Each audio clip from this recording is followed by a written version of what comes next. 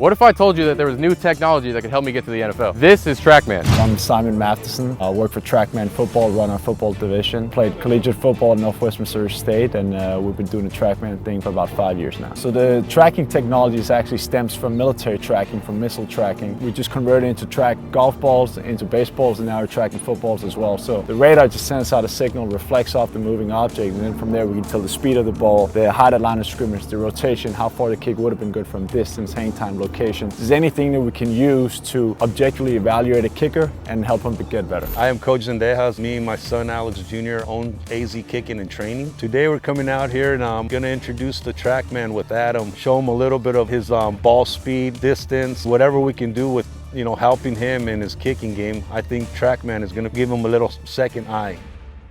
They got this crazy technology out here that tells you ball speed, ball height of the line of scrimmage, how far the ball is good from. Y'all know those simulators they got for golf? Well, they just made those for field goals. So it shows us the uprights on the screen. That shows us where the ball is good from, all that stuff. I don't even know what it does. It does so many things that I don't even know what it does. So we're going to have them explain it as we go. We're going to jump into it. Let's go. You warmed up already? You want to warm up and like hit some balls? I kick like one that way. Can I do one steps on this thing too or no? Yeah, whatever you want, yeah. So in here you see Trackman radar back there sending out a signal, and then it shows all the stats on here in this iPad. So this is 33-yard attempt. It was good from 40, so it takes both horizontal and vertical movement into account. Speed, apex is the max height. Height of line of scrimmage, we care about that one because we want to know the optimal trajectory here. And then spin rate, how fast the ball is spinning. It's not like there's one value that's better than the other. It's just about being consistent with what we do as field goal kickers. We want obviously a strong leg, but we want to be able to hit the same metrics over and over again because we know that's when it's going to lead to the best results up there. Just to kind of give you guys some average, the NFL average for ball speed is right around like 70, 71, and the average height at line of scrimmage is around 12 feet. Obviously, we're kicking here; it's nice weather today, so obviously we're gonna hit some high speeds, which is great. Yep. But that's a good one for a nose step. So the last one was right around 71 ball speed and 14 height? Yeah, exactly. So, yeah. The NFL average for ball height at line of scrimmage is 12 feet. Yep. Usually you kind of want to be kind of right around that. You don't really want to go too low because obviously it has a chance of getting blocked. But frankly, if we're kicking like super windy conditions, like up in Baltimore or Kansas City somewhere, if you're over like 14 feet and stuff, that ball is going to be affected much more by the wind than like a 12 feet ball. Right. And you're cutting distance. Exactly, correct. Yeah. Cool technology. It adds details because when you kick field goals, usually I feel like the only metric anyone thinks about is does it go through the yellow things, which at the end of the day is what matters. But this, we get to break down what we're doing and actually see different statistics that's going to make us better. That one didn't feel as clean off the foot, but still warming up, just hitting one steps. We might start getting into it now. 12.7, it's good from 52, pretty good for a miss hit. This video, that camera right there cuts up the video automatically and it saves it here, so that way we get the, we just click on each kick here and then we get the accompanying video with it right away. That's a good ball right there. It's not good when everyone goes quiet. Yeah, you just kind of come across. Getting outside really early. Want me to tell you what that is? Love to hear it. Want me to tell you what that is? Everything you've done right now should have been your practice swings. Before we even get going, those are your practice swings. Because at the end of the day, you got to figure out, number one, turf. What kind of turf, grass, whatever we're working on. That's what we got to figure out. So that way, once we get going, it's lights on, game on. For sure. Move forward. Right now, that's what we're trying to develop. But at the end of the day, you don't need to be hitting those balls. Those are your practice balls that you get rid of and you hit one time. And then you don't hit that again. Like right now, you're going to jump in and you're not going to hit that ball. And that's just throwing more pressure on you, but I don't think it's pressure. I think it's just being honest because that's what we're working for, right? Probably what, your 6th ball you've hit? Yeah. Since you came out here. Well, I didn't really know what we were doing. I was kind of just, looking at the technology, and then we ended up charting. But we're good because we still have about 5 more balls to work with. So no matter where he's at, every kick should be the same. Every kick's the same, no matter where you kick from. Trackman started off in 2003 in golf. We since moved into baseball in about 2010. 2018 we started working into football, and we have a soccer product as well. So really any big sport that has a ball involved in it, we can track, and we try to make the game better. We try to make the game more fun, more competitive. But at the end of the day, Trackman is here to help guys, make better evaluations and provide a tool to make sure you optimize your game when it comes to kicking the ball through the uprights on Saturdays and Sundays. Good. There we go. Good. 13.9. That's a big ball right there. That's actually bigger numbers on that kick as far as ball speed and apex and line of scrimmage height, Yep. bigger than some NFL guys have. I feel like that wasn't even close to like my best ball. I towed it. And it wasn't, but because it was only good from 57, even though it was down the middle, so it didn't get the juice behind it because it was so far underneath of it. So if we look at one thing here, so all these numbers, so spin rate, you know how fast your ball is spinning. Yeah. So you got 846 right now in these first 6. The NFL average spin is around 600. So you make a little more toey contact than where you just get a little more clean ball contact. We want that spin just to come down maybe just a little bit, and that'll give you more distance as well. Cool. Yeah. Appreciate it. Dang, that was 79. That was 79 miles an hour ball speed. Yeah, that swing was way different than all these other ones. So you want to be right in between those two kicks, right? Because here, some of those before you kind of like undercut it. Right. Here you kind of overpower. You know, you get a little lower, and that's a little lower than what we want, 11.4, and you kind of get less spin. So we just want that sweet spot right in between those two kicks. For sure. But 79 miles an hour, that's high. That's very, very high. No, we're not overthinking no more. No, for sure. We're going now. For sure. Start overthinking just because we're backing up, or you just hit a 70 mile an hour ball earlier. We got to learn to just be free. Be For free. sure. There's no more time. You're gonna say don't aim, hit it. I like that. I only have one thought process, and it's just swinging my foot through the target. For sure. And that way I'm not kicking at the ball, I'm kicking through the ball. No matter where I'm kicking from 19 yards to 60 yards, whatever it is, I'm just swinging my foot and trying to follow through all the way extended to the target so that you're always trying to hit the same solid contact. For sure. 60. 60 speed or just 60 distance. Okay, I was about to say 60 speed. 74. I mean, honestly, if you can just get a little less spin, Yeah. and you just get your trajectory down just a hair, because like you're just making that thin contact. To make that thin contact and still have that ball speed, that's pretty crazy actually. That thing is reading like the ball moving in the air. Is that what Everything. it's doing? Yeah. So it's all based off of there, and this is your camera, and then that, So this is a camera reading. So the Trackman does all the tracking, everything, speed, height, all that's done through that, and then it relays the information just to the software and iPad, and then that camera there is connected to the Trackman camera app, and that's the one that cuts up the video for each kick. Yeah. Gotcha. Yeah. Okay.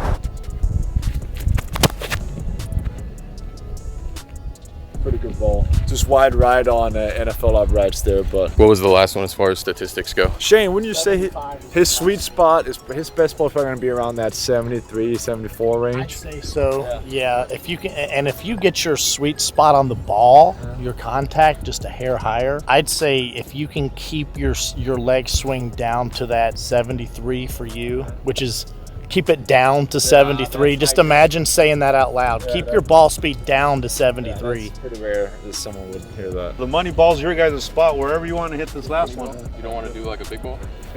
your spot. Money ball's a big ball, small ball, whatever you want to call I've it. never done a kicking competition thing. I've never even charted before in my life. No? Never. We're not. So I'm just whatever you guys want to kick for, Mom. Start 61. If they make it, we'll see what their good from is, and then we'll take it back to that. Your biggest competition is not yourself. Your only competition is yourself. No one else is ever your competition when you're kicking. So many kids get caught up in wanting to compete against other kids, and it's not really how it works. You're only competing against yourself, and you're trying to execute. No one else does anything that affects what you do. So when you start thinking keep up with or whatever someone else, that's when you start changing things to try to keep up with someone else versus actually just doing the same thing. No, I haven't talked to y'all in a minute, but we're just locked in. It's the first time I've ever charted. It's not going perfect, but we're learning, we're getting better. And we're using Trackman, which is cool because we get to see the exact statistics. That thing looks crazy. This looks like a 1974 Wilson Duke. I'm gonna kick a real one because you just made fun of me. Most of the footballs I kick aren't even prepped. They're just kicked. I honestly teach most of my guys, don't be caught up with like the ball being perfect. Yeah. Because when you do get your opportunity somewhere in the NFL, there's coaches that are going to throw a brand new football right out of the plastic. And if your mindset is, oh, it's not prepped, I need a good ball, then you're already broken. Like you're already thinking about something else. You had the distance. Sometimes you back up 61, 62, and you think I need to be so aggressive, and you're so aggressive with your tempo, and then you're a little bit further than what you need to be to hit that clean ball down the middle. Yeah. You got to train yourself, man. I guarantee you got a leg from 65, even 70 yards if you had to, because you got that swing. Yeah. But you got to train your mind. You got to train yourself to have that same swing. We're not because your first kick might not be an extra point. Yeah. So your leg, your body, you got to be ready to go out there and, let's say, hit that 58-yarder. The premise, I would say, is in a game, when you make or miss your last kick of the game, you don't know when that last kick is going to be. It could be the first quarter, and maybe you just don't get any more opportunities. It could be in the fourth quarter. You have to learn, like when the game's over, okay, I got to sleep on this. When you're in practice, if you get in that mindset of, let me just do one more till I hit it perfect, then you learn to never understand how to deal with it. And in a game, you have to deal with it. But if your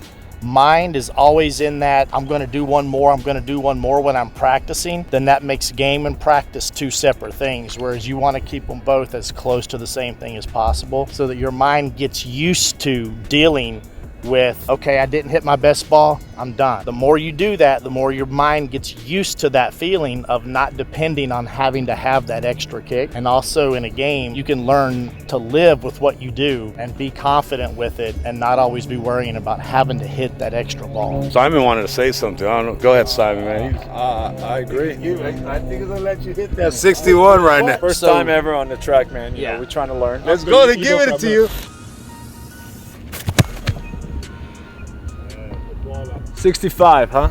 Best ball of the day. That was much better. It was a little low on the spin and a little low on the height. That gave us those extra yards that we needed. If you're able to get that ground zero of your contact on that ball just a hair higher, that would have been good from 74. Yeah. I mean, with how you're hitting it with the trajectory and the spin, The fact that, you lower that spin a little bit and that ball's going good from 70. yeah, your ball speeds, to kick that high ball speed with that much spin is insane. Yeah. That's not normal to see that. That's definitely positive for sure. Teams use the Trackman in practice. You can use it when the kicker's off to the side kicking by themselves. You can use it in team reps. You know, guys want to have this kind of information, not only just to do the charting, get the video on it as well, but to get information that can help make teams better decisions in terms of who's the most accurate, who got the strongest leg. But also, in my opinion, the most important thing is kind of learn, you know, what does your best ball look like and how do we replicate those numbers that lead to the highest field goal percentage for you. Trackman is not only about chasing big numbers, it's about chasing consistent numbers, because at the end of the day, we want to figure out what leads to the ball going through the yellow uprights and how can Trackman help best, you know, explain that to a kicker so he knows exactly what it is he needs to do. We'll call a field goal and you guys jog in and hit it. Situationals like in the game, they'll be on the sidelines, they'll just be waiting, we'll call out a field goal, they'll jog in, and then game situation, they'll come out and hit their field goal, jog off, next guy in. So we'll do 3 field goals like that.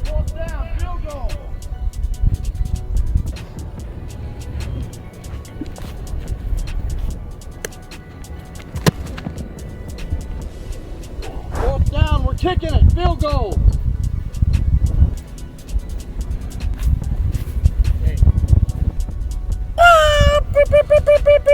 Timeout on the defense, 30-second timeout. So every type of timeout, 30-second timeout, TV timeout, regular timeout. You have to have a routine so that every time that happens, pull that card out and throw it in, plug and play. Here's my routine. So every time you do those, so you want to practice those sometimes so that they become just a normal habit for you. 4th down.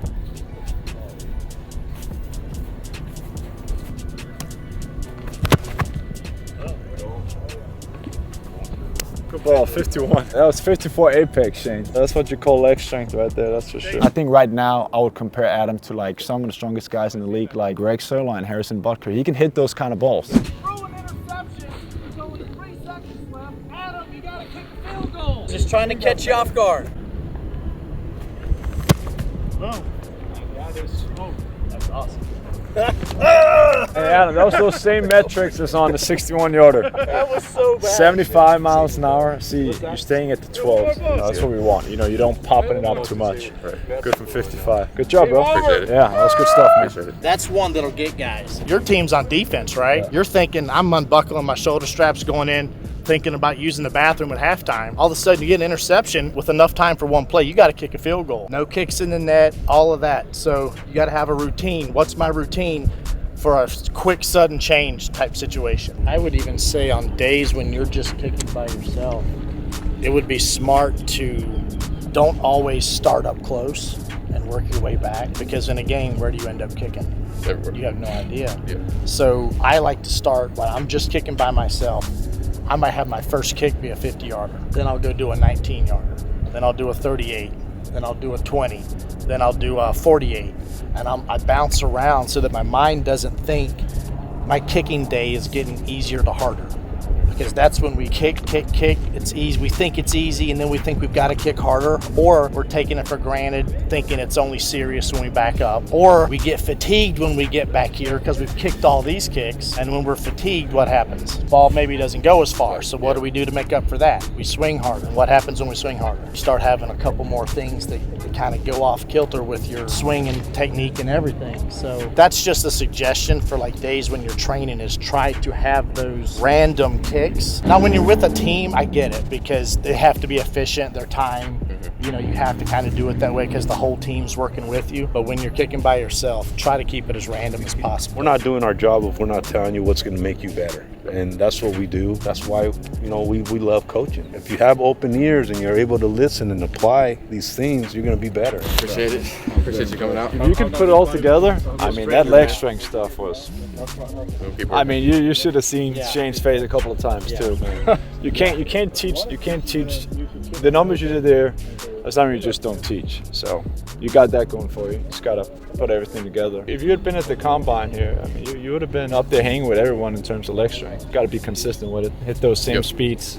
Find, like we talked about, find that consistent speed. Is that 73? Whatever that number may be, whatever that is, do that consistently. You can, I believe you'll have a shot. Appreciate you. Yeah, you got it, bro. Yes, sir, appreciate it. Yeah, good meeting you. How you feeling, bro? Feeling pretty good. I mean, at the end of the day, numbers don't lie, so that's a good thing. They said that all of my kicks pretty much compared to NFL kicks in terms of ball speed, ball height, and all that stuff. They said it was even better at some points, which was good to hear. But obviously, we need to tighten the kicks down a little bit. We need to get it inside the uprights, and these are also high school uprights, so we need to kind of tighten the ball down a little bit and get it inside NFL uprights, just be consistent with that. But it was really good to be able to come out here and get working. I've never done a 15 ball competition style kicking like this, so it was good to be able to come out here, get that experience, be able to come in, get game like kicks as well, and just really flow. Now I just need to be able to dial that in. As far as what I need to work on, they mentioned that I need to come up with a schedule and a plan for when I go kick, because a lot of the times I go out there and I just kind of kick random stuff. I don't really have a plan. I've never been told what's best or what's not good to do. Now I kind of have that guidance to be able to go into different workouts in the future and just be me, but also figure out a plan that works for me. That was what they said. After seeing Adam kick today, I was impressed. Not only his strength, the numbers that he put up, everything is in place. He has all the tools, all the qualities.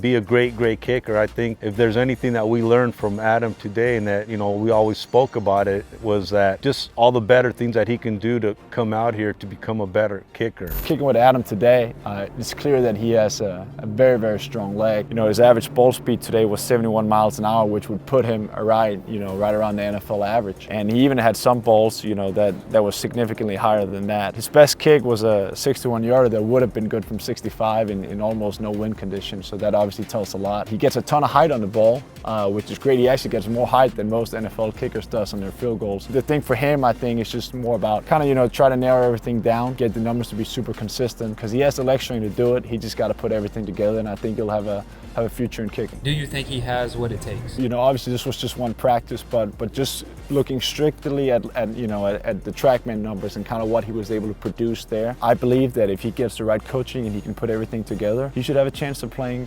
pro football.